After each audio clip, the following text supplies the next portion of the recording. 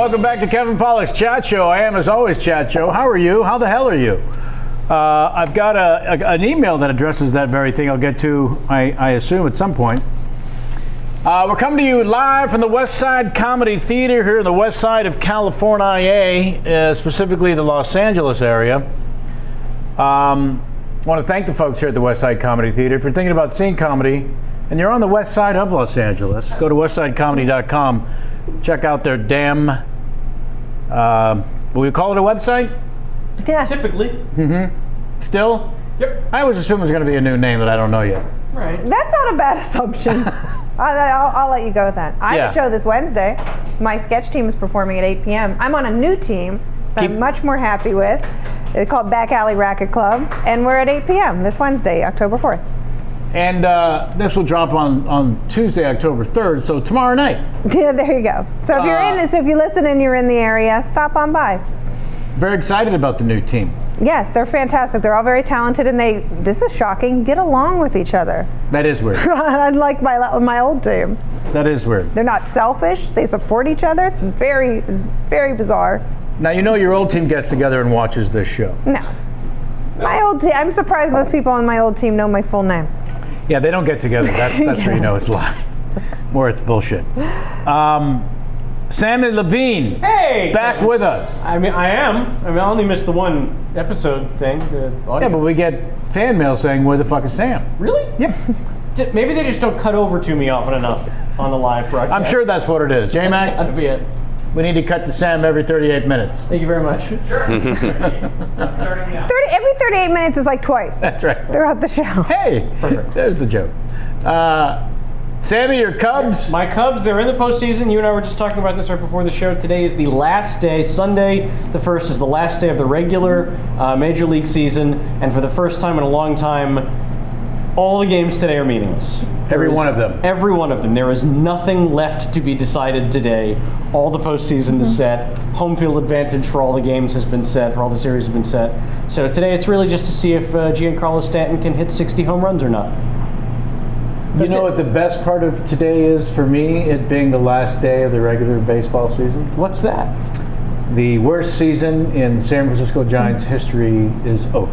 It's not the worst. Oh, yes, it is. It's close. No, I looked, I researched. They have lost 100 games before, but they were back the New York Giants then. That's right. But Thank you. It's the worst season they've ever had on the West Coast. In my lifetime. All right. Man, oh man. Recent guests, you ask. All right, settle down. First of all, if you'd like to write to us, kpcsfanmail@gmail.com. What was that? kpcsfanmail@gmail.com. Recent guests: Billy Bob Thornton, Christopher Guest, Lauren Graham, Brian Cranston, J.K. Simmons, Craig Ferguson, Michaela Watkins. That's the only way you want to say that name. Upcoming guests: we got the Seth Morris, Jenna Fisher, Martha Kelly, Paul Rudd, Pamela Adlon, and 3 weeks from tonight? 4 weeks. Got to go 4 weeks from this very day. Ricky Gervais at this table. It's happening. It's been confirmed now 11 times. Yep. So what do we do when he doesn't show up? Hey. He seems like a man of his word. Yes, and also, you know. Polite and British. I know where he'll be. Polite and British, right. With the jank teeth, which we'll talk about. I can't wait. Talk about his horrible teeth. He's got fangs. No, we've talked about it in private. I have an overbite that I hate, so there you go. I had a root canal, speaking of teeth. You don't yeah, say. You know, I can't talk to you. My batteries died because, this show Can't afford batteries. No expense. Oh, it's like Jurassic Park. Spared no expense. Kenny, what are we going to do about this battery situation? On Sam's mic. Remember we started almost 9 years ago and our mantra was, we're not ready? Yeah. So that's why I'm leaning real close to Jamal. We must mention in passing the passing of Hugh Hefner. Oh, yeah. My introduction, I believe, to puberty was Playboy magazine. I was kind of the perfect age when Playboy magazine was as close as you were going to get of a seductive photograph of a naked lady, as opposed to, oops, there's a naked lady. Because that's all you saw. Not a medical. Right, not a National Geographic reader. Yeah, or a family member. Yeah. Oh dear. Oh dear, exactly. I hope that wasn't your first. It was every time we went to the Zuckers. Sylvan Zucker, the patriarch, kept a stack in the hall bathroom. And as soon as we arrived, young 12-year-old Kevin Pollak spent the next 90 minutes in the hallway bathroom. Well, people would knock, I wouldn't even answer. Just scouring the pages from the stack of Playboys. I just couldn't believe it. That there was this gold mine. Then as I got older, I realized, there's some incredible articles in there too. No, the journalistic effort of Playboy. You know, there's a great short series on Netflix where they do a little bit of, not reenactment, actual actors playing parts and scenes, and then they show all this archival footage as well. That I thought did a pretty remarkable job, and I would recommend that pretty highly to not only see the history of, the first black acts to play at the Playboy clubs were not allowed at all to go anywhere near these white clubs. And was it called American Playboy? Yes, the Hugh it was. Hefner story. The Netflix series, thank you, is called American Playboy. And also a lot of journalists who didn't have a voice were given a voice in the magazine. So it became the joke, we get Playboy for the articles. But the truth of the matter is, and this series on Netflix, American Playboy, really helped tell that story. So that's why I would highly recommend it. And also what he did for the First Amendment, but also making it okay to have sexual feelings in a highly hypocritical, the history of coming from Plymouth Rock into finding an American voice, this puritanical fucking horseshit that has maintained to this day, and is wildly impartial, maybe, but I say wildly responsible for our current fucking leader, this puritanical hypocrisy. And the magazine went through many stages of a voice for that. That was a part of the late 60s and the movement in this country when younger generations were standing up and fighting the man. And it was pretty remarkable how the magazine actually was in step with a lot of these movements. So I give today a shout out to Hugh Hefner and what he meant to my own personal time as a 12-year-old, but then as an awakening to, because coming up in San Francisco, we would go see the hippies on Haight-Ashbury in the car like it was an African safari. Oh, look, kids. Mm-hmm. And it wasn't until later that you realized what was going on. Right. And the same thing happened to me with this magazine and its rituals and traditions of the youth culture, and how closely they were connected. I love that there was a big thing with, they were selling the Playboy Mansion, but Hugh Hefner had to, the stipulation was he had to live in it until he died. It only sold last month. It sold in August. Yeah. Like they closed an audit in August. It's like, so he only really had to live there like 3 weeks. They were the happiest people, perhaps. So there you go.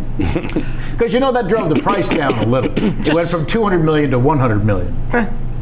There's a gift wrapping room. I think my favorite thing that I read about Hefner was, and I hope I'm getting the name right, his first wife's name was Mildred, his last wife's name was Crystal. This was a man who had been with all of the women. What an arc. Yeah. All right. The return of Larry David tonight on Curb. So excited. A couple of our guests here in the past have talked about their experiences on that show. And we've had the man himself. And we've had the man himself, who may be in a sizzle reel at one point. I think it was 20 minutes in. He said, "You know what? You're very good at this." Yeah. Our guest today, I'm excited, saw this, his great podcast done live at Sketchfest in San Francisco a handful of years ago. Improv for Humans. Matt Besser, welcome. Hey, thank you. Yeah. Thanks for having me. Now, the research dossier I get said that you were born in Little Rock. Is that correct? Yeah, born and raised till college. And raised. Yeah.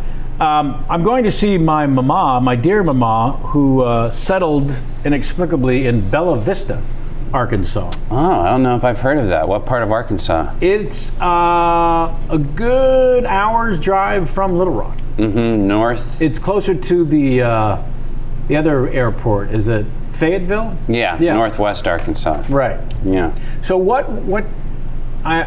This you may be a first for us in terms of someone of the comedy ilk. There are not many comedians from there, and when there's ever one of those maps or like that show the comedian that represents, or you didn't know, you know what I'm talking about? Yeah. I'm always like, I got a good chance of making this map. Yeah. Well, Billy Bob Thornton, of course, is the only other guest we've had on the show. Okay, there you go. That's from the area.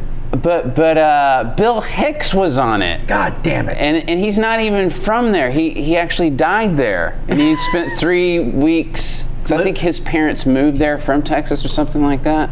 But he never really spent much time in Arkansas. And of course, he's one of the best comics ever. But come on, I deserve Arkansas. Everybody associates him with Texas, right? Absolutely. Yeah. Yeah. Ralphie May, I believe, is from Arkansas. Maybe a couple others. Right. And so what, I imagine the most rural small town upbringing. So hit me to what it was like for you. Well, no, it was Little Rock. I was born in the bigger city, I guess. The hub.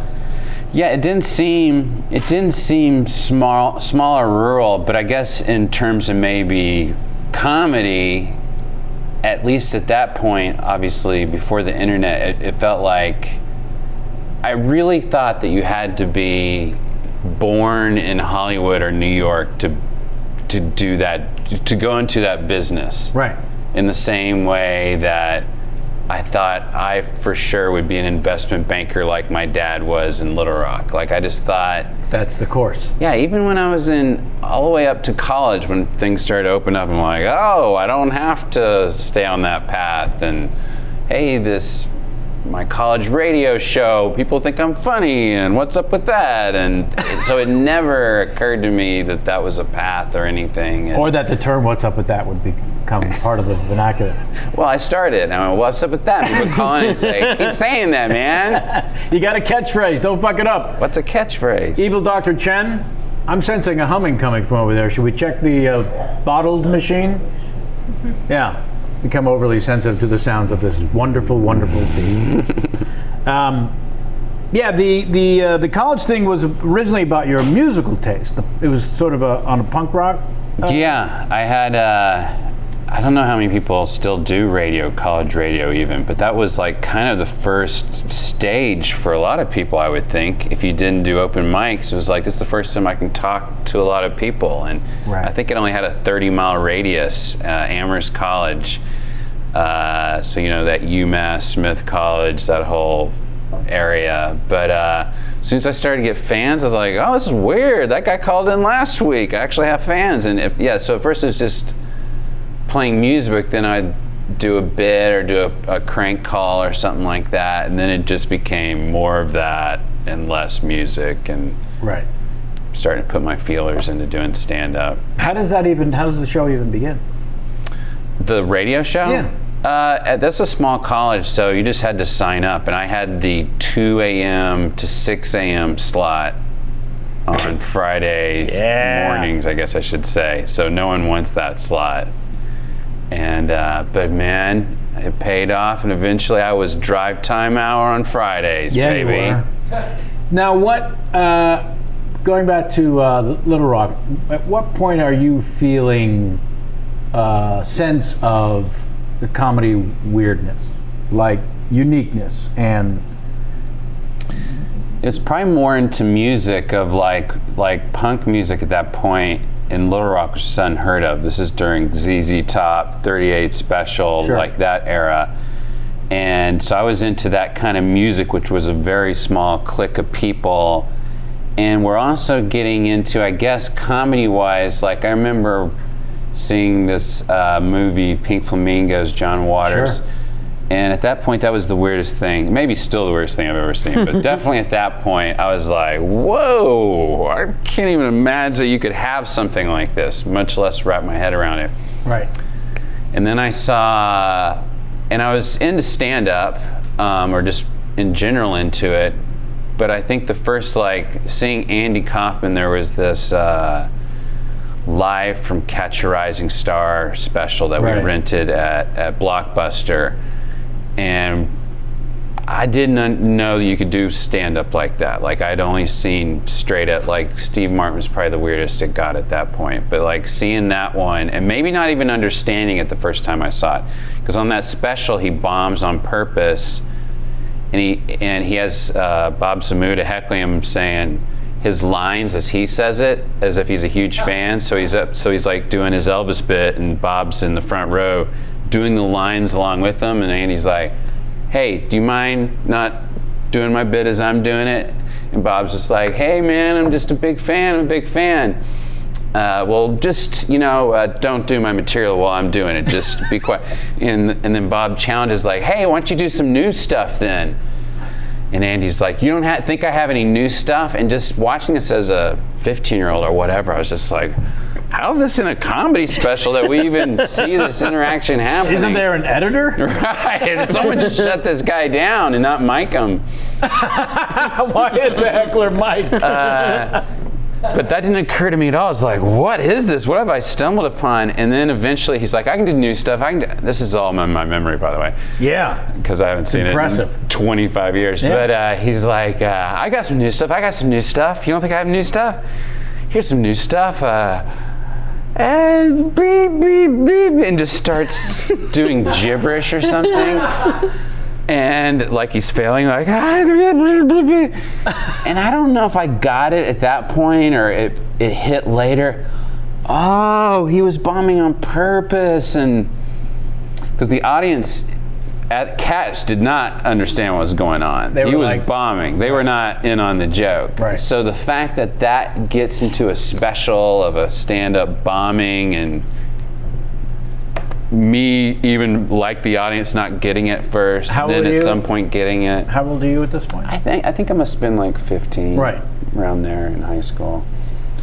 But I think that's the first time I ever was exposed to, comedy can be kind of like punk. It can be kind of like screw you, and I'm going to alienate on purpose 85% of society just to please 15% of it in a really That seems like the heart way. Of punk. Yeah. That very nature. So that was a kind of connection to comedy. And like I said, at that point I wasn't even thinking like, I could actually do that too. Right. Like it was even, that's what's cool about punk was, you can actually do this too. Because I think that in music was the same thing. Like you got to be born in LA to be in a metal band or a new wave band or whatever, Right. Because even then there weren't Little Rock bands I could look at. So that's how I guess we were rural or small town, was like, that's for people who live other places. There was no show business in Little Rock. Yeah. And so you would curate the new punk bands that caught your fancy on your radio show? Yeah. More or less? Yeah. Were you discovering acts? Because there wasn't, and also that was kind of when like Nirvana was starting to take off, and there were bands at that point that people didn't know about, like Dinosaur Jr. I don't know if you know them, but they like those kind of bands were really starting to pop at that point. Pop, that's Joey's term, but like become known. Attention. Yeah, and I would always, and we had a small school. We could pretty much to get a band to go there. They would pay so much money to get comics and bands to go to these colleges at that point. And we would get the lamest bands, and I would go, this band's 2 towns over and they're awesome, hire them. And it didn't happen, but that was my battle in college, was trying to curate stuff I liked. I did see some bands like Bad Brains and Soul Asylum and some bands like that while I was in college. It really opened up my head in a lot of ways. Right on. I really was opened up in college to like weed, music, comedy, coming from short-haired, alcohol, Southern, I'm going to go back to my hometown kind of mentality, to going to East Coast and a whole different set of people and What year? culture. I graduated high school in 85 and graduated college in 89. Right. And from there you go to New York or Chicago? Well, I went to the Boulder, Denver area to start doing stand-up. Because a friend of mine was there. It was just kind of random. I didn't really know what I was doing. The first real club I was ever, it was the Comedy Works in Denver. Works. One of the all-time greats. Yeah. Wendy. Wendy Liebman, is that what you're saying? No, Wendy, the owner, the woman who ran the place since the beginning of time. Oh, yeah. I bombed terribly the first time I was on. We only got, it was an open mic that I think it was 40 people go up and do 4 minutes. It was something crazy like that. Yeah. So the whole audience, one at a time. Probably that's what it was. And I bombed so bad the first time that my friend I went with after I got off, he's like, hey man, let's go across the street, get some shots afterwards. And he bought me a shot. He's like, don't ever do that again, man. That was awful. Don't and this do is that a good again. friend. It's a good friend. Like, I don't want to have to see you go through what you just went through again. So a life in comedy was put to sleep by this friend of yours. Almost. And as he's speaking, you're thinking, having just gone through it, he might be right, or I don't know, man. I wonder, I guess, at the same time, simultaneously, I'm doing open mics in Boulder at like a strip club called the Bus Stop. Look it up, folks. It's still there. I think. BUST stop? Yeah. Sure. And doing well there. So I think my doing well there, even though it's much smaller, less professional, still started the addiction enough. I kept it going. Sure. And you're funnier to people looking for some titties. Dr. Chen, is that just the... I don't know why I'm being such a crabapple about the sound. Because you know what it is? Sometimes those bathrooms, when the light is left on, they have fans that are crazy loud. But I have a feeling like that just may be the AC. I'll let it go now, I promise. So I was interested in the punk stuff because at one point you find yourself actually in a band. Kind of. Dogs Like Spot for about 9 minutes. Wow, this is deep research. Oh yeah. You're involved in that band for about 9 minutes. Yeah, that's deep research, man. Right? Now, is that why you're doing the radio station before you go to Boulder, Denver? Yeah, I must still be in college with my high school friends. Right. This is also about Beastie Boys at the top of their game, and I think in my mind, I wanted to combine comedy with rap and punk. Those were all the things I was into. My friends just wanted to be a punk band. They wanted to be a serious punk. Yeah, that might have some funny lyrics now and then, but the comedy was not the focus. But I was more organized, and I started a band called, and I couldn't play any instrument, and they could, so I was just going to be the singer in Dogs Like Spot, and we mostly, it's so embarrassing, but we mostly, and the theme is we mostly would sing songs about a dog's life. Dogs Like Spot. Yeah. So embarrassing, but we did one gig, which was just my house, and you say gig. Yeah, I guess you have to be paid for a gig. We only did one show, and I thought it went great, but afterwards my friends were like, Matt, I think you want to do more of the comedy thing, and we want to be more of a hardcore band. So there's been a few interventions in your career. They did become a legitimate punk band, though, that was on Discord Records. They were called Trusty, so they did live the dream. That's right. Yeah, so that band split off into the comedy DNA and the punk DNA. That was the junction. Yeah. Congrats to your researcher for finding that. I'm not even sure where that Here's some more research found. that's wildly more current. Quite recently, one of your newer favorite bands, Radical Face. So I gave them a listen, dug their sound instantly and sincerely, but the first thing that stuck with me was how misleading the name of the band is. Yeah, I know. There's nothing radical about their face.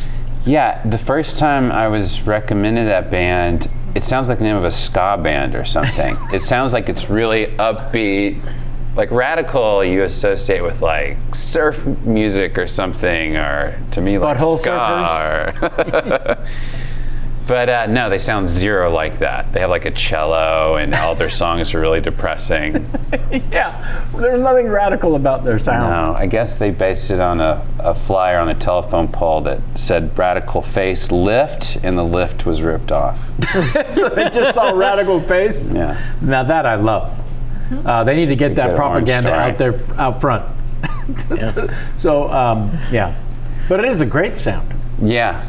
Did someone highly turn you on recommend to it. that? Yeah, I can't even remember where I got turned on to him, but he this guy Ben Cooper, the main guy, he wrote a trilogy called The Roots, and it's three different albums that trace like this family tree of all these different characters that, you know, sometimes connect, sometimes don't, but it's wildly entertaining and beautiful, and the website.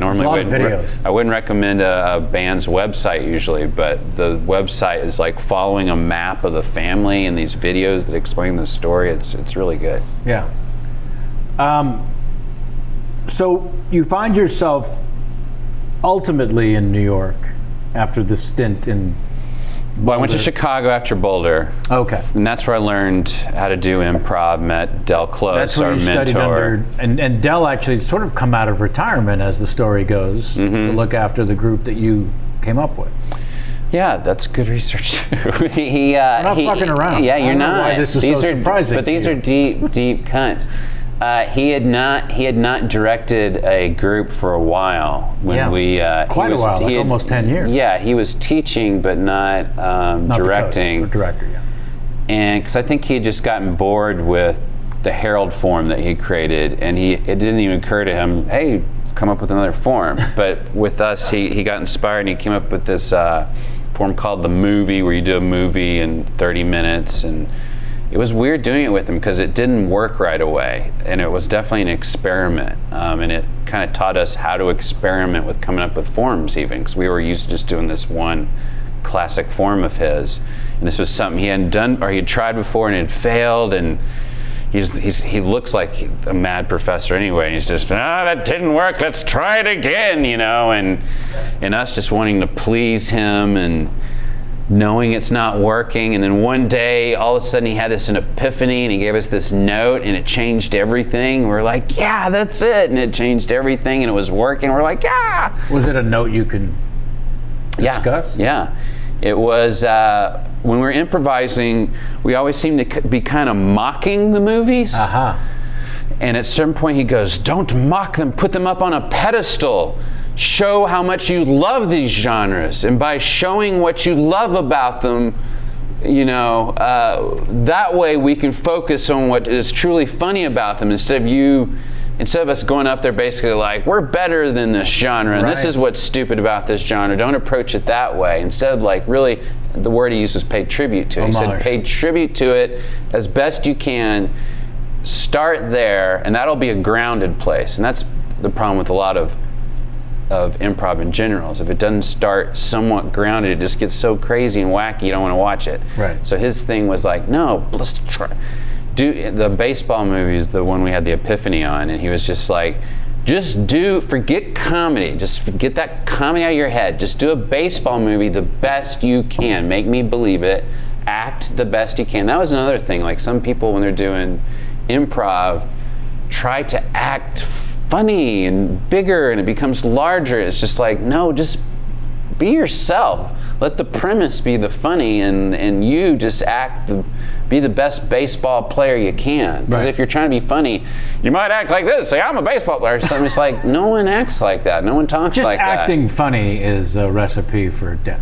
Right. Yeah. So in every situation. Yes. If you think of something funny and you try to express it funny as opposed to genuine, if you're just genuine, for sure, I find that to be the only way that something is appealing to me, and something I might do, I find authentically funny, is to play the reality and the truth.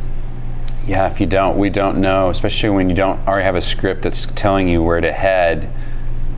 We call it being lost in crazy town. You're like, everything's so wacky, the way we're playing it, the way we're reacting, to emotion, all these things. I don't know what to focus on that's funny, so we look like children up here instead.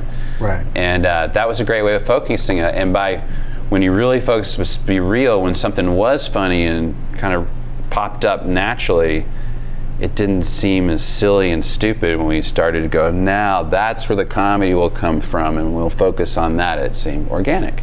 Yeah. And after that, we just started really clicking, like you could feel it. And that was also one of the first times in improv, because I'd taken so many classes which were so touchy-feely, like everybody's great, and you do a shitty scene, and it'd be like, try again, you're doing great. And I'd be like, I'm not doing great. And that last guy, he definitely wasn't doing great. And this whole class, we seem to be fooling ourselves. And then you hit Del where he's like, that wasn't great. And you're like, oh, finally someone's telling me this isn't great. Yeah. And this is what you need to do next time. That's what, you don't want just criticism, you want, try it this way. And so having a guy make adjustments, you actually see your improv improve. That's why he was the guru. That's why I was like, you actually gave me something, Del. It's not like a lot of abstract craziness. I'm not sure I've heard it articulated as from firsthand experience, as opposed to legend of Del Close. Was that, you feel, one of the things that did make him more important instantly, because he gave specific criticism and specific suggestion on how to improve? Yeah, definitely. And I feel bad, and that's why we've tried to focus our curriculum at our school so much. I felt ripped off by so many teachers and so many schools when I was in Chicago, and when I finally had a guy doing it right, it was like, why isn't everybody doing it like this? And why can't we be more serious about our comedy? You know, why do we have to be, what's the word, so coddling about it? Like, why can't we treat this like college and not like kindergarten? Like, that's the way I wanted to be treated. Like, all right, I've been on stage. Like, I understand in level one, you do need to be coddling. A lot of people have never been on stage before. But after you've done level 1, 2, 3, now you should be treated like an adult, you know? When you don't do well, tell me I'm not doing well. Otherwise, how am I going to learn, you know? And the second level, give me an adjustment, even if it's harsh, you know? Right. Mine was listen, and that's such an easy thing to be told. And you're like, yeah, I'm listening. I heard the words that guy's saying. I don't think so. But it was more like, don't only hear the words he's saying, like, understand the intent of the comedy he thinks is funny, and if you can join up with that and create something together, it's going to become bigger than the two of you. And that was the lesson. You can be told 100 times, and all of a sudden you do it, and you're like, oh, yeah. Like, I can literally remember the day I did that, and like, I can remember the stage I was on. I can remember the person I was improvising with. And it was just like, oh, even though I've been doing stand-up and I know I can be funny, get out of your own ego and hear what he's saying and try to work with him, rather than, okay, you get to say something, now I get to say something. Don't do it like it's a tit for tat of us trading funny lines. Let's build something together. Let's write a script together, you know? And that was the day it all turned for me. And it became so much easier, and that's what we aim for in our school. Is like, it's not just about like reading a manual or hearing a teacher say something. You have to do it so many times, and all of a sudden it'll click, and all of a sudden you get that lesson. And I think usually from that point on, it's just so much easier. Yeah, and so who else are you going through this with? Are any of the people that you ultimately band together and create UCB with you at this time? Or Yeah, when I very first started, Adam McKay was in my very first groups, and I met Matt Walsh back then. He was a little bit ahead of me at the Improv Olympic. Ian Roberts came a little bit after me. Neil Flynn a little bit after us. Funny enough, I was Neil Flynn's first teacher, and like in the first class I was like, all right, this guy should just be on a team right away. I can't, it's embarrassing for me to teach him. And then Amy Poehler a little bit after that. But yeah, we were all there in the early 90s. How soon after are you becoming a teacher from going through this awakening with Del Club? It's so weird to think back. Like, yeah, when did that happen? How many years? Because I know I did improv at least 2 years before I even had a clue myself. So right. it must have been that third. So I got there in like 90. I couldn't have been teaching before 93 or 94, and then I left in 96. Yeah, because on paper, from student to teacher, seems like there's a chasm between. But also back then there were so few, it was such a smaller population of improvisers too. Of course. Like when I first started, I think there was 3 groups at Improv Olympic, and there was really not much going on outside Chicago, really. There was some stuff, but not the way it was in Chicago, and even there, it wasn't much. Right. And the transition from teacher to banding together and, hey, we should start our own. Yeah, teaching wasn't even that was just kind of a side thing, but like we actually started Upright Citizens Brigade, the sketch group, while we were doing improv, and it wasn't done at the Improv Olympic. We had to rent out, theaters and stuff around Chicago, but we wanted to kind of keep the improv group and the sketch group and the improv kind of separate. So we were, I think we started in 90 doing those sketch shows, so it was kind of simultaneous actually. And that was the dream. And Kids in the Hall were our heroes, and like that was our goal. We want to do exactly what Kids in the Hall did. We want to do a sketch show so great they eventually just want to put it on air. So that was our track, and eventually McKay joined SNL right before we pretty much did reach our goal. So he was on track with us a while too, and Neil Flynn went his separate way at some point too. But there was like 7 or 8 of us that eventually became the 4 that went to New York and got the sketch show on air. Right. And by the time you get to New York, we had met Welsh here. We talked about it a little bit, but I'm always interested from everyone's personal perspective.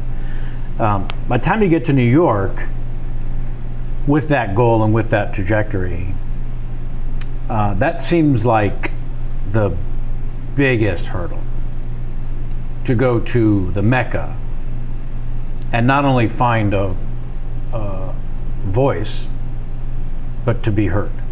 And then to be heard by the right people. Yeah, it's so much. Isn't it crazy how much different it is now with the internet and YouTube and podcast, and you can make your name in a lot of different places. Yeah. But I actually got an email I read today where someone had the cluelessness or nerve or both to ask, how do you get started? That's a question from 91. That's not a question for 2017. I know, right? Yeah. Yeah. How would you like to get started? Yeah, go look at any 8-year-old getting started. That would be the answer. In which of the 74 milieus would you like to thrive? Right. Yeah. But then you had to go to New York or LA. In a way, you still do at some point, if you really want to make a full career of that, and maybe even that, you can have a great podcast in the Midwest, I guess, and never, I don't know. Of course. But pretty much you have to move there, and then you definitely did.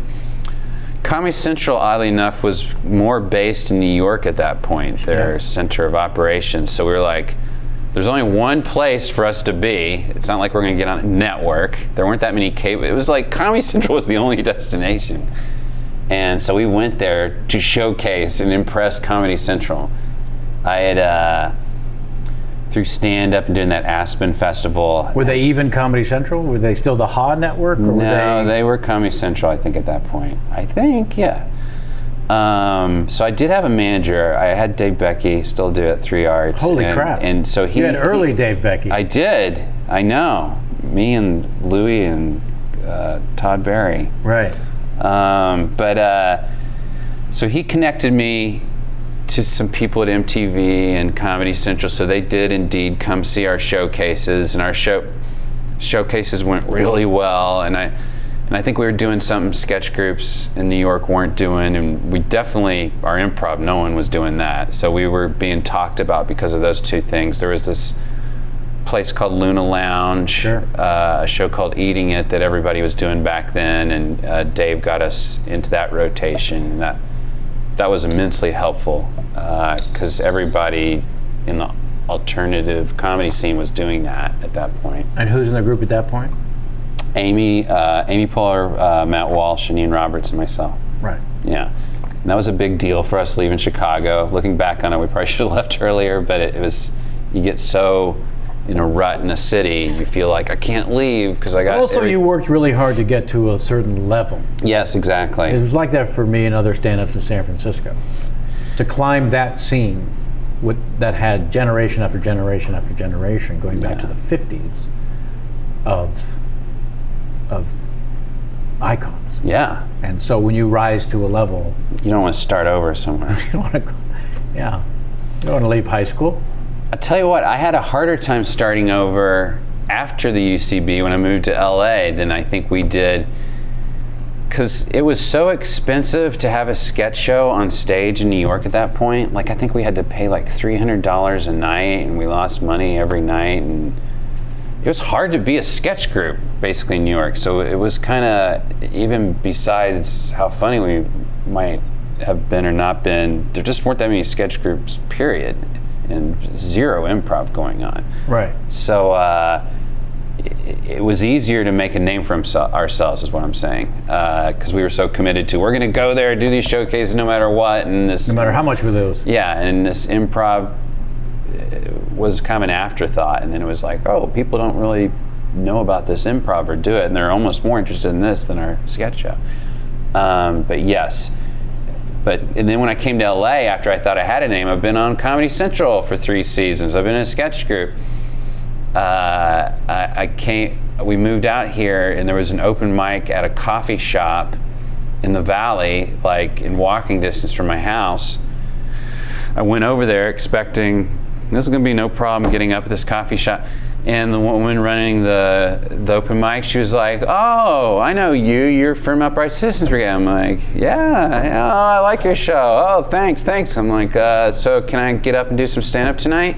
She's like, no, I have to look at your reel first. Do you have a reel? Oh my God. And I'm like, a coffee shop. A coffee shop? I have to, and she knows me? I gotta get a reel?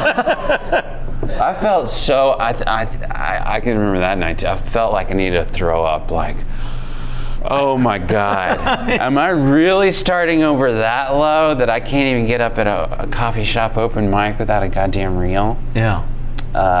So that was a much scarier reboot. And I know even these days people that do well at our theater in New York fear coming to LA and fear having to start over at the very same theater in a different city. Right. Yeah.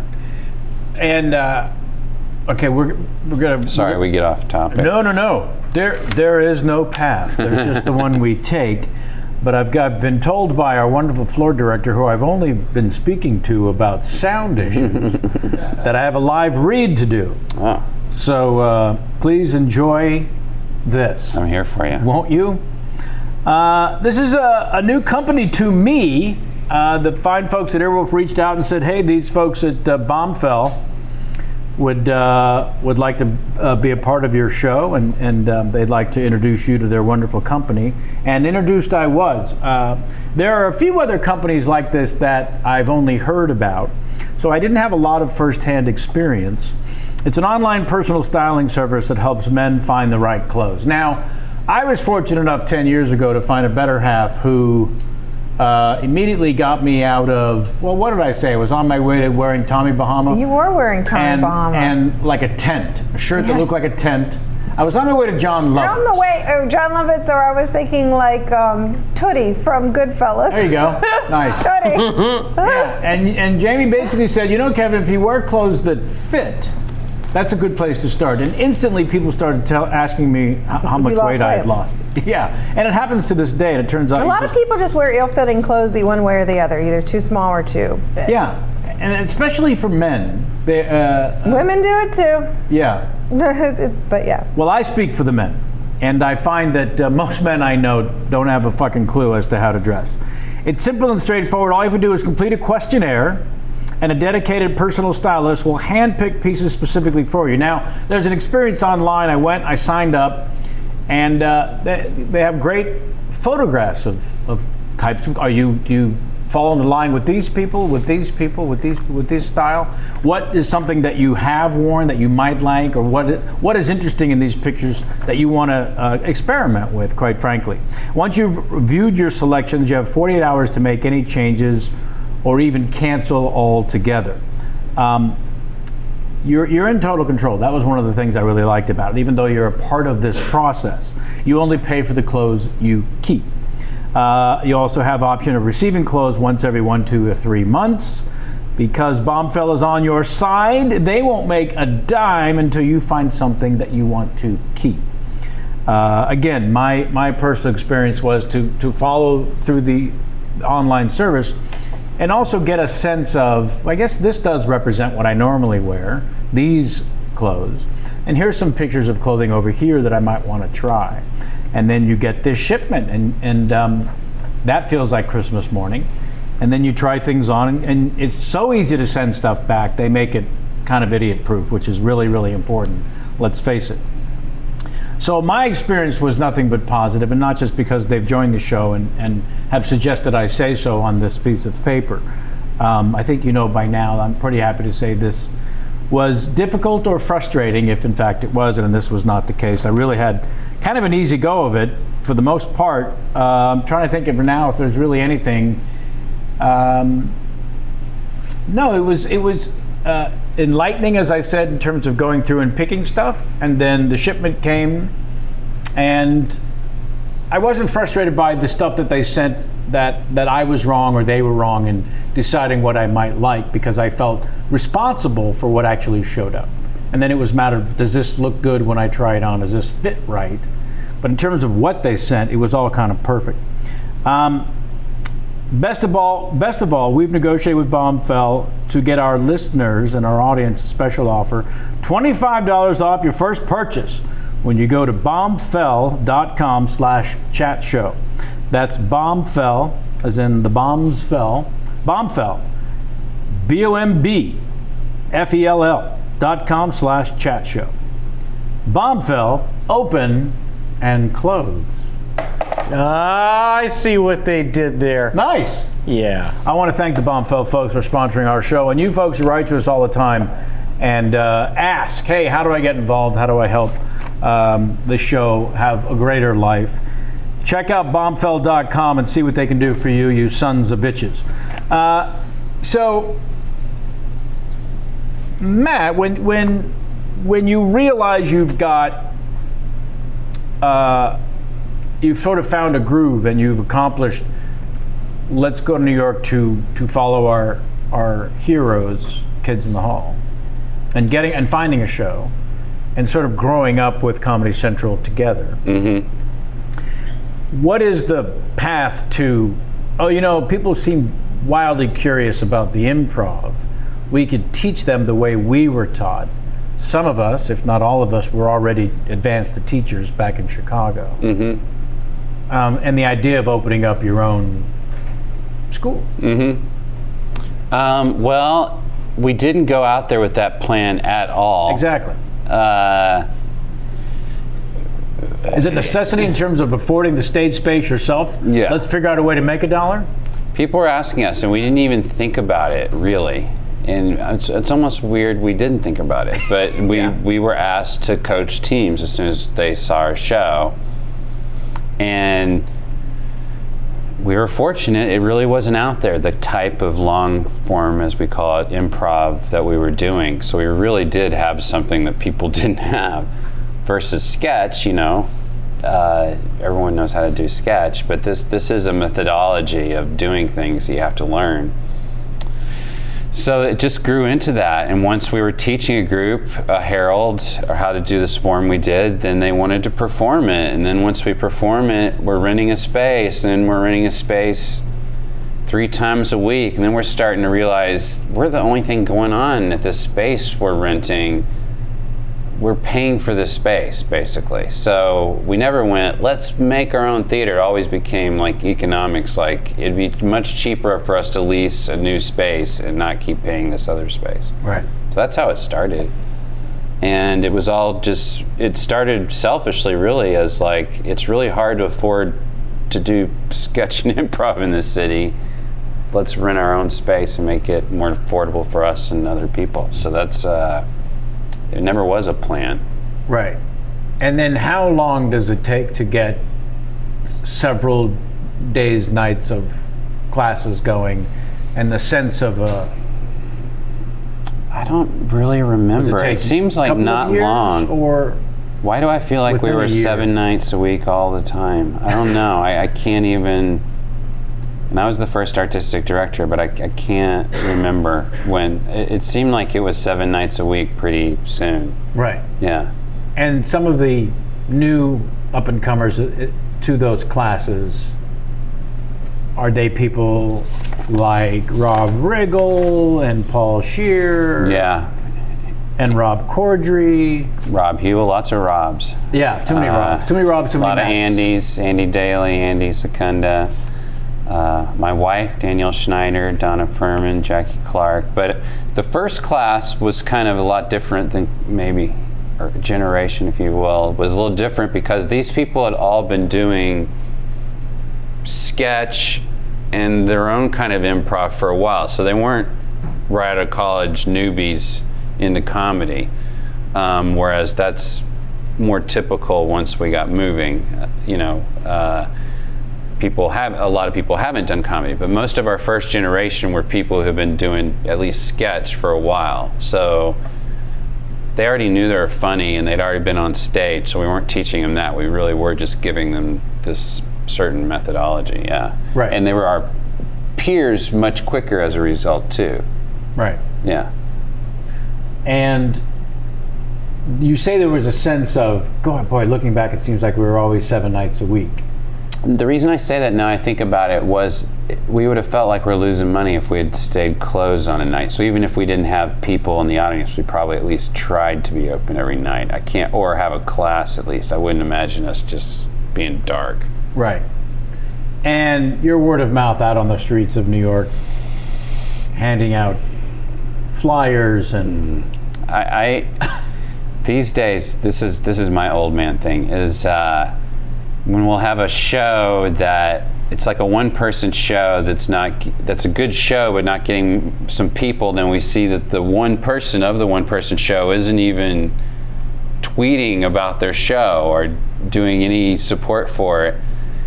Us old men get together and remember the days in Chicago with a literal paste bucket this big in the cold Chicago winter with flyers on telephone poles. And then in New York, in Washington Square Park, we had a bullhorn. Oh, God. And we just yell shit through the bullhorn and hand out flyers to people. And amazingly enough, it worked. Looking back on that, I'm like, why did yelling at a person through a bullhorn and giving them a flyer convince them to come to a comedy show? But we didn't know people there. They were coming for some reason. You must have yelled something slightly funny through the bullhorn. We were kind of doing quasi. We always had something going on. Like, it was at least interesting what we were doing.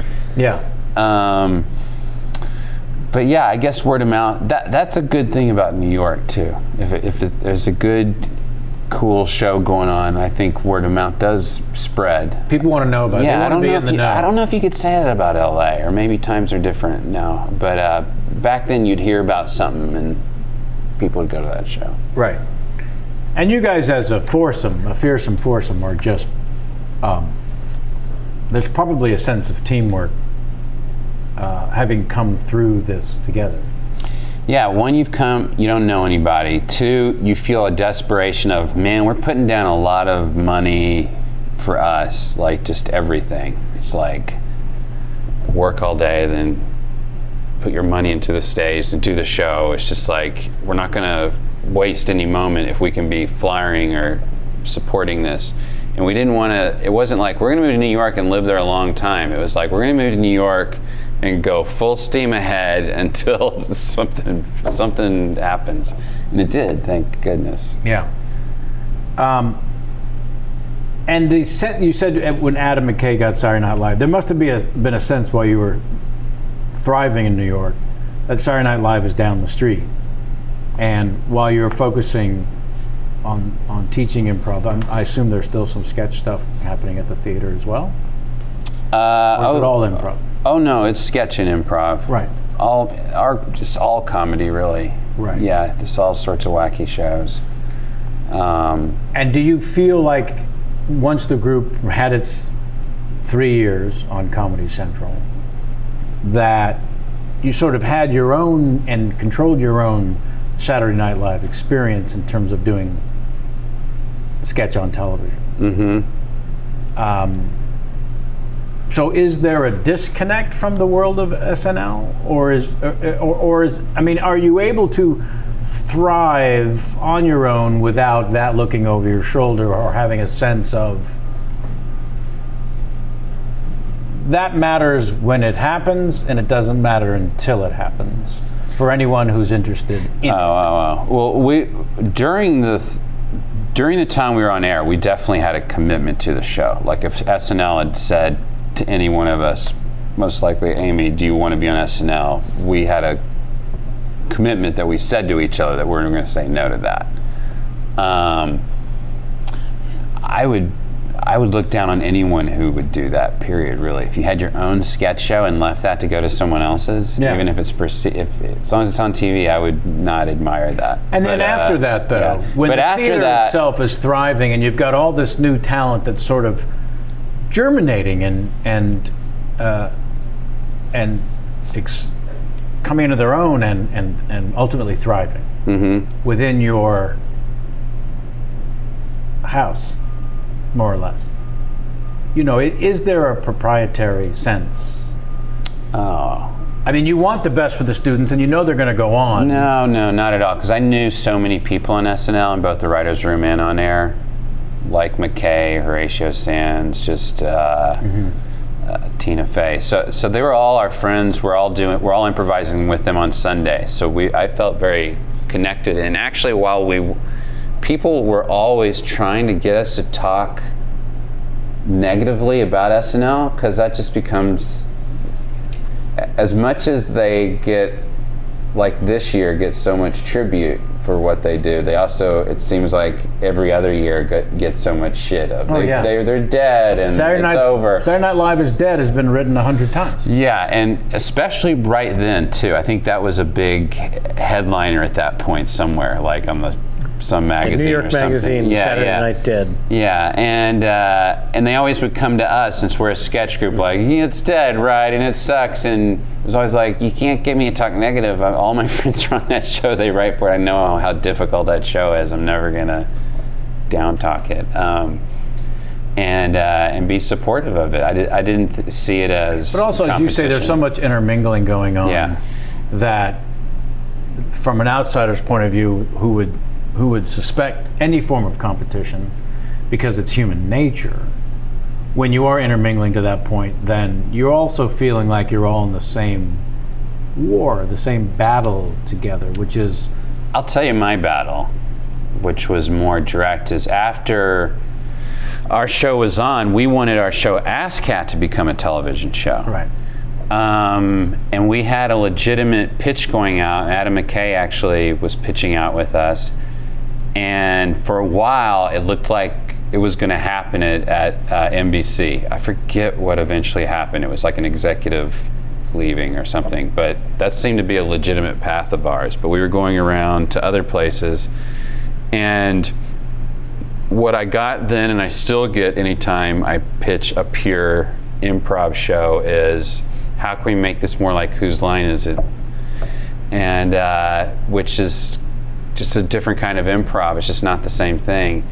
And that's when I pull my hair out and feel competitive. Like, why do I always have to have this show thrown in my face every time I try to sell what our theater does best? Right. You know? Why can't what our theater does best be on TV itself? And I hate that whole thing of like, you gotta be there. You gotta be there for improv to be great. You gotta be there for mediocre improv to be great. If it's good improv, why can't you tape it? Yeah. You know, that's great. And that's what podcasts have proven. Yeah. Like, oh, I gotta be in your podcast studio for that to be funny? No, of course not. Yeah. So that was a constant battle. Like, when you're in the theater, you'll always have this sense that this is only happening right now. But you're able to look back, even a Steve Martin album, Let's Get Small. Yeah. because I just listened to him doing the reading of his own book, Born Standing Up. I'd read the book and then I decided to listen to the audio tape. And when he talked about the struggle of how to do, because people were coming at him, do a live album, because he had come up listening to comedy albums. Comedy albums were still wildly successful when the right person did them, but his act had become very physical. And how do you do a physical act on, well, it's comedy of the mind. And that had been succeeding through all storytellers.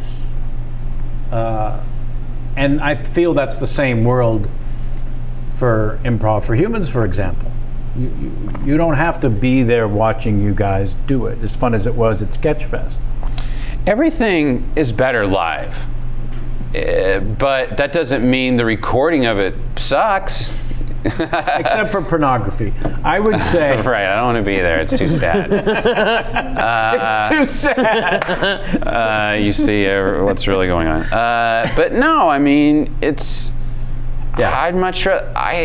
But it's I'd much rather be at any musician I like live, but that doesn't mean I can't listen to their recording. That's crazy. Right. Yeah. It's only better by this much. Yeah. And also only better in a sense that it's different. So which do you prefer? Right? Right, So or have them both. Go enjoy the improv show live and also listen to it recorded. every form of entertainment, quite frankly, now. So my sense was, when thinking about selling the long form improv and staging the long form improv as a show, do you feel you finally were able to realize that when you opened the second theater here in Los Angeles and then had some cameras and an opportunity Well, to... we did make it in New York. We made it with a Shout Factory, I believe, funded it. And we made an ASCAT in New York in a studio there, not in our theater. And it aired I remember seeing on a DVD. Bravo, I believe. But that was the second one, the DVD you saw. And the one, so that one we made for Bravo, and it was just a one-off special. Right. So it was on TV, but it was just a one-off. And it was pretty good, but it was kind of like a B to us rather than an A, because you mean in terms of how the performance happened to go? yeah, Right. And it was, I think it was because, whereas I think normally on an ASCAT night we rarely ever do B's. Like I'd say an A minus is the worst show, really, if I can say that. But it was the fact it was in a studio. We all felt really uptight and with the lights on, and it was so important, and there was too much weight on our shoulders, I felt, and too much, everything was too unfamiliar. So I don't think it sucked, but I don't think it was as great as ASCAT could be. So when we got our theater out here, and we had a more open space, unlike our New York theater, that we could shoot in, that was the first thought of, like, let's now shoot our own ASCAT, do it ourselves, and then license it, and that was much better. I like that one a lot better. I'd give that an A. There's I think, a fairly well-known story of Richard Pryor's biggest comedy film, staging, album. Was it an accident? No, the first one, he bombed from beginning to end because everything was off and he felt tight, and it was one thing to perform it in venues and then to go out with all the lights and all the pressure, and then they hadn't had 2 tapings planned, and he just said, let's just do it again. And from beginning to end, the second take is the film, is the album, is everything. Yeah, now it's standard to do 2 shows. Right. I'm sure I did my last special. It's like the second show's always better. Of course it is. Yeah. Yeah, and I also like that these days specials don't have to be on such a big stage. Like, I find that such a weird thing of, like... Isn't it a new Seinfeld special from the comic strip? I'm pretty sure it is. Yeah, it's like, why these people that we have, they're used to doing on this stage, why do we now throw them into an atmosphere they're not used to when they're supposed to be doing their best? It's kind of weird. Yeah. And I guess the thought is, because it seems special, it seems like look at this fantastic, huge event. But really, can I enjoy it with 300 people instead of 3,000? It's one of the things I remarked about seeing Louis C.K. when he came through town the last 2 times and played the Forum in Los Angeles, 18,000 seats, Oof. that he turned into someone's living room. It was the smallest, most personal performing of stand-up comedy, which is one of the main reasons other than the content, why I walked out saying, you can't do that better. Someone will do their version of doing it that well, but I don't know how you do that better. And it's because he was able to turn that venue. And they got the 2 giant screens, which I'm sure a lot of people are watching if he's so far away. Right. But what he did on stage and the energy during the storytelling, all very small, tiny, wonderful stuff. Mm-hmm.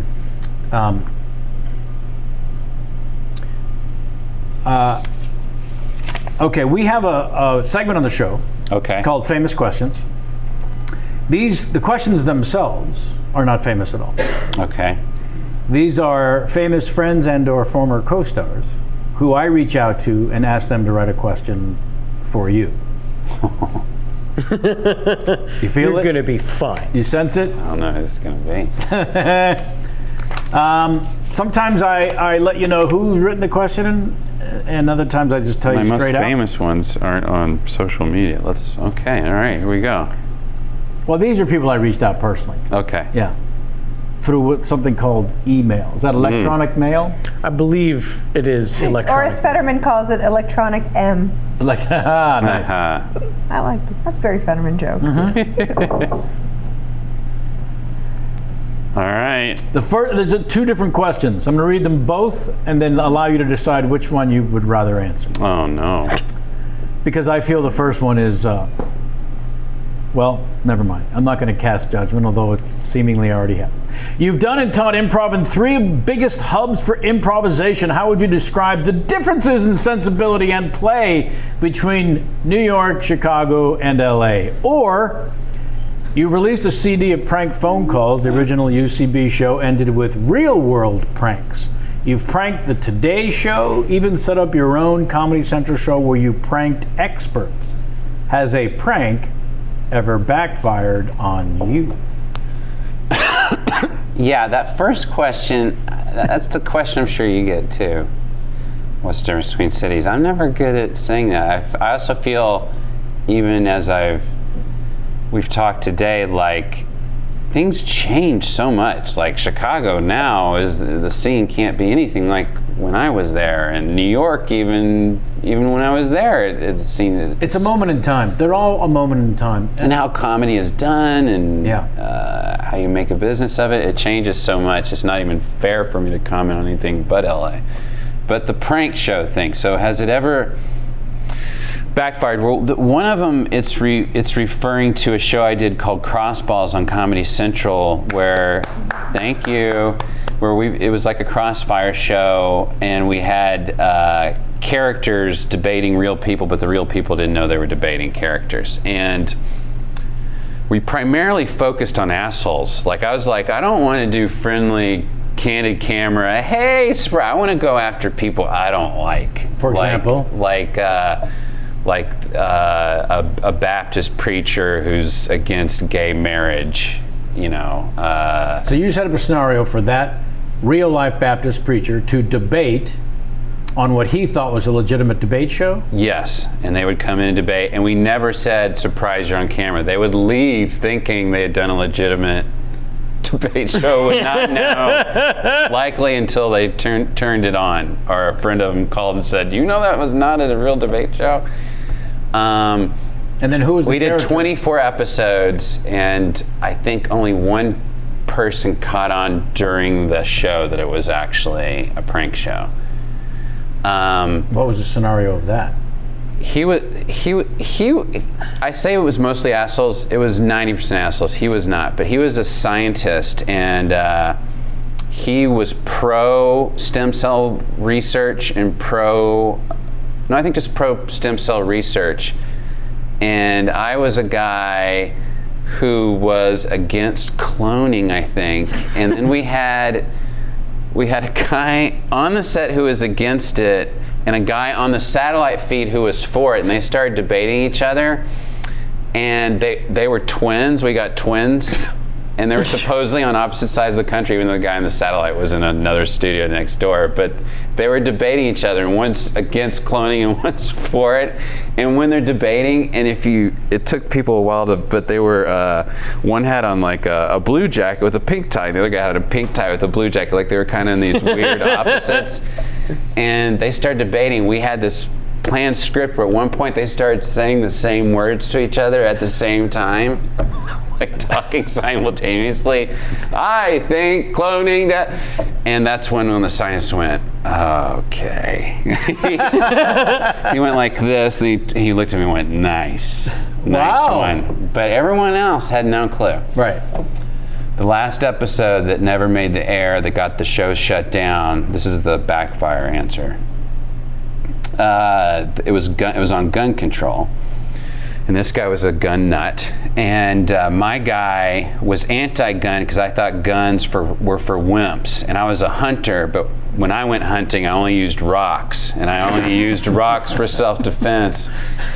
And I'm like right now if I wanted to attack you, and I pulled out a rock. I'm like, I got my rock here, where's your gun? And the guy, and I also had a theory that the bigger your gun is, the smaller your dick is. Sure. And I was explaining it to this guy. I'm like, hey man, it's just a thing. And I brought out a penis pump. I'm like, here you go, and he got just so red-faced, humiliated, pissed off. And I read all this later online on his little gun message board, and it ends up he had a knife with him that he didn't bring out. But he's like, I had my Bowie knife, and I wanted to bring it out and show him what he had with his rock. But anyway, this guy got lawyers, got into Comedy Central, got into Viacom, was sent a letter which we were copied on to Sumner Redstone even, like complaining about our show. And we got shut down big time because of that. Sure. And Paul Scheer must have known that. Oh yeah, he was in that episode. He played, that's funny because in that episode he played, my character shows some footage of us duck hunting, and he's one of the duck hunters, and we're out on a lake with some rocks, and we're like, ducks, cover our heads when the rocks come back down. But that never made the air. Oh. That never was seen by anyone except for our theater. Rob Riggle asks, how great of an energy and when you first laid eyes on that bundle of happiness. Yeah, he just did a pilot this last cycle with my wife. He was the star of her sitcom pilot. I see him all the time. Yeah, we love Rob. Matt and I are in the same fantasy football league.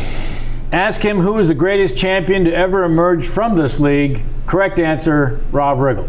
Oh, there's some debates. I'm the current champion of my fantasy football league. Let me rephrase. Let me restate the question. That wasn't a question. Ask him who is the greatest champion to ever emerge from this league. Not the current champion. Current and greatest. Is like you. Boxing. Yeah. Whoever's on top. Is the greatest. Yes. Okay. And the last question, also former guest here. 2 questions. I can't wait to get a question from you for some future guests. Yeah. Oh, no, you'll definitely be hit up. In the early 2000s or late 90s, in your 4th level writing class, who did you call a rapist and who did you call a racist? Same class, same day.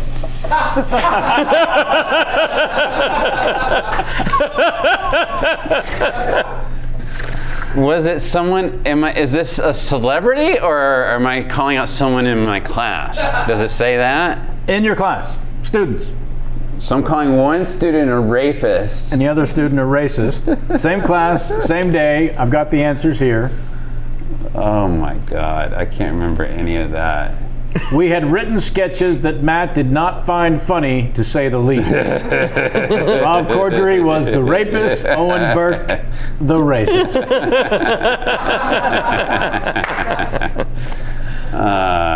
So you like to cut to it and through it.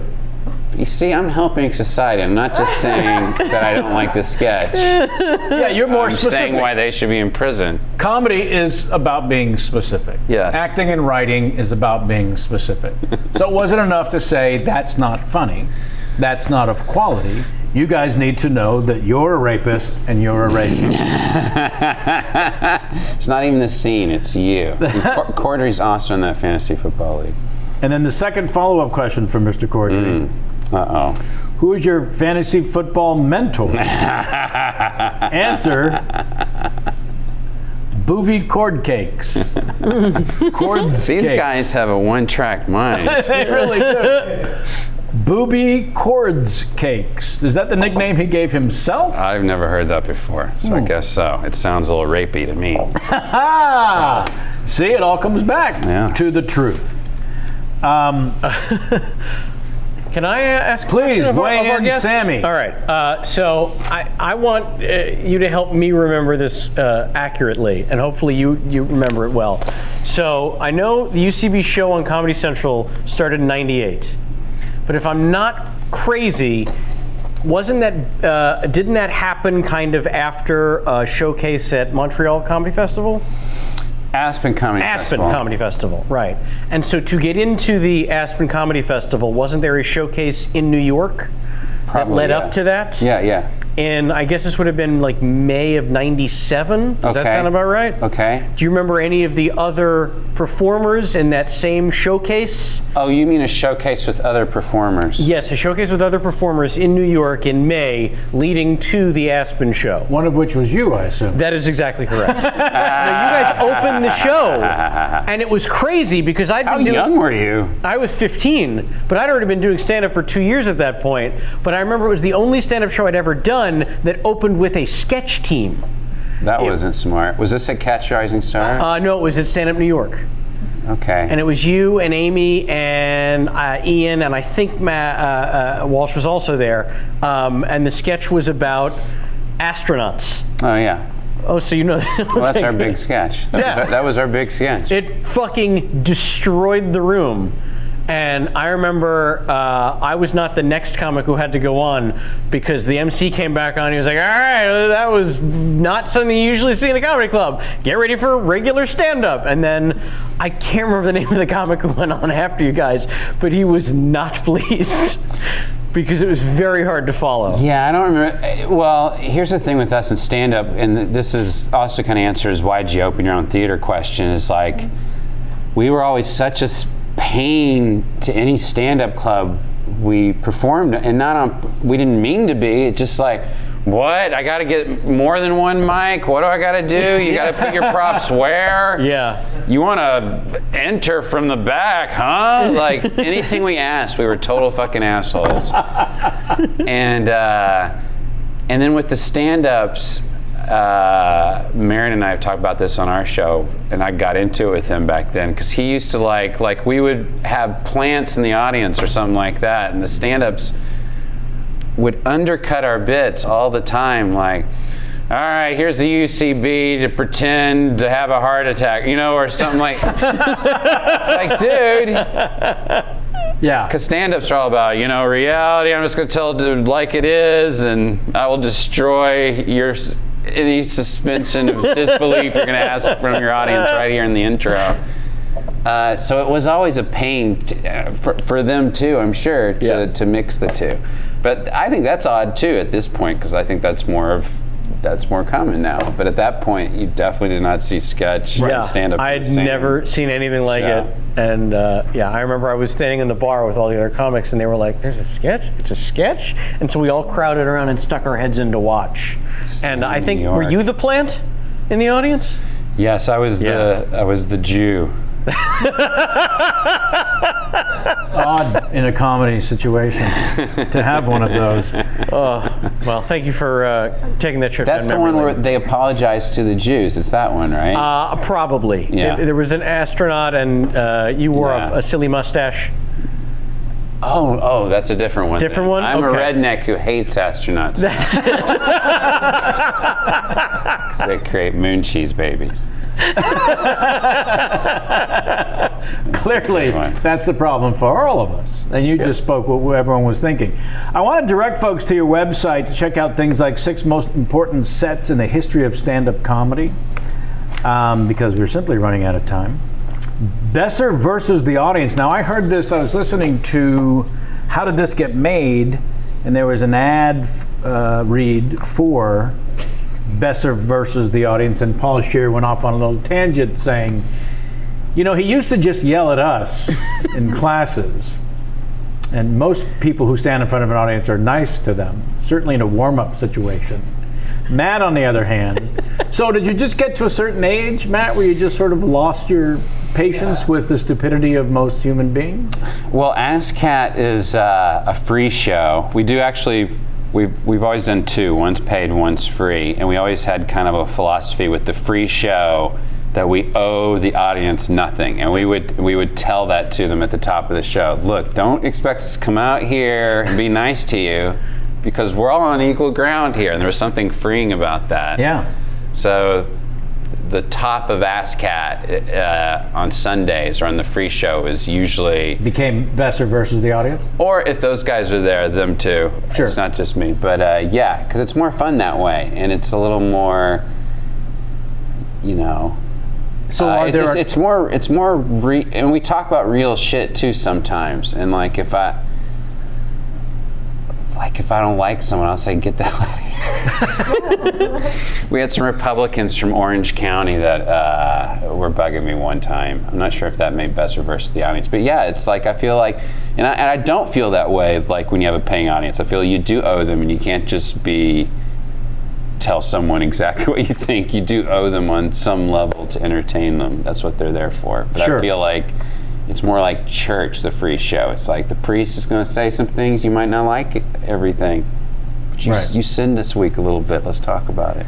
So is that through HAL or Stitcher Premium, or that is Besser versus the audience? Yeah, but did you see about my Stolen Idea show? Please tell us. That's what I'm promoting, folks. It's a musical that's also on Stitcher Premium. You can go to stitcherpremium.com/stolen to get it for free with the promo code stolen. But it's a musical about stolen ideas in the world of comedy and music. And I have 2 different characters. I play the stand-up who has his bit stolen by a younger comic who's doing it better and getting more popular with it. And then there's another story with a musician who feels like he's getting old and needs to get a hit before it's too late, and he steals a Coldplay song. And we follow both their journeys, and they meet up eventually, and they talk to the ghost of Alexander Graham Bell and Elijah Gray, because Bell stole his idea for the phone. I don't know if you guys know that, but that works its way into the story. So it's about stolen ideas, and it's a punk musical. It's with the same guy I did Dogs Like Spot with. Holy so shit. I came full circle, and actually am doing some real punk songs in it. Finally. Legitimate. But it's a musical I think you'll enjoy. It's only like 65 minutes long, folks, and you can get it for free. With the promo code stolen. Yes, Stitcher Premium/stolen. Beautiful. Thank you. Thank you. Now, we end the show, not ironically, this episode 326, we end almost every show with a little piece of improv. Really? We asked the guest to play a game that Jamie invented called the Larry King Game. The Larry King Game is fun at parties. Those of you who are fans of the show, try it and write to us and let us know how it went. KPCSfanmail@gmail.com. It goes like this, Matt. When Larry had a show on CNN, he would go to the phones and talk to someone from a town he would welcome. We go to blank. Pine Bluff, Arkansas. Yeah, sometimes right before going to the city, he would decide to stare down the barrel and share something about himself, an opinion or a moment from his life that no one cared about. No one needed to know these little tiny pieces of Larry King minutia. So what I need from you to play the Larry King Game are 3 things. We start with a bad Larry King impression. I don't want a good one, so there's no pressure to do a good one. A bad one makes me laugh. Okay. And then as Larry King, before you go to the phones, you look down the barrel and you share something, a memory, an opinion you like. There's your camera there. You like Hydrox more than Oreos. Whatever your opinion is, it's as Larry. It's not as Matt. Okay. And it can go anywhere, and it can be about anything. And then the final third piece is going to the phones. And when you go to the phones, you even did it in conversation. If the name of the city is humorous, it's not going to hurt. Okay. At all. Bad Larry King impression, share something about Larry, and then go to the phones. When you're ready, there you have it. I think my Larry is going to be kind of like my Dell in my head. Fine. This is Larry King. Does this sound like Larry King at all? Larry King. Talking about cats. Why do people have cats? Even if you're not allergic, someone else probably is. Are you not going to have guests over to your house at some point? Of course you are. So a cat's just basically a screw you to everybody. Going to Pig's Feet, Arkansas. You're going live. That's how you play the Larry King game, by an improv champion. Two of your students, by the way, I would tell folks to go to YouTube right now, our channel, and look up Paul Scheer and Rob Hubel. They were on the show together and did a Larry King game together, and it went to a different planet. I think it lasted 6 minutes. Yeah, and it went on for 6 minutes. Yeah. Yeah. Was it Hubel that was becoming like a winged creature? Yep. Yeah. Yes. Thank you so much. Thanks. Yeah. Thanks, guys, for having me on. I hope you had a fairly good time. Yeah. And if not, keep it to Good yourself. research. Look up the podcast Improv for Humans. Look up Besser versus the Audience on Stitcher Premium. Spend some time on the internet and enjoy yourself some Matt Besser. And then check out 2 different UCBs in Los Angeles. One in New York, of course. I'm also on a show called Haters Back Off on Netflix starting in October right now. Haters Back Off. Yeah, I do 4 episodes as the lead character's dad. Fantastic. Yeah.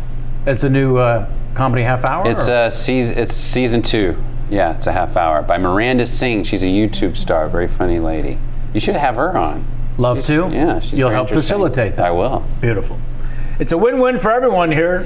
Now sit there uncomfortably while I wrap things up with the folks at home. Sammy, Jamie. Hey. Thank you, kids. Sure. We'll be back here next Sunday with Martha Kelly. Oh boy. Very excited about that because she will not be excited. Yeah, if you That's her watch thing. Baskets, she's pretty much her character. That's what we're going to That's get. what you get to expect. Yeah. I'm going to go off to the Earwolf Studios and sit, I guess it'll be Wednesday, I want to say, with Seth Morris. Very important our It'll be a audience knows the day. pre-tape coming later. Dr. we can Evil show up. Chen, thanks as always. Mike Doon up there in the crow's nest. Good luck with your Dodgers. No, I don't mean that. And as the playoffs begin. And J-Mac, thanks as always. Jade Fox on makeup and Corey Levin on post. I believe that is all we have for you today. We want to thank Bombfell, our sponsor. Until next time, and as always, get out of my face.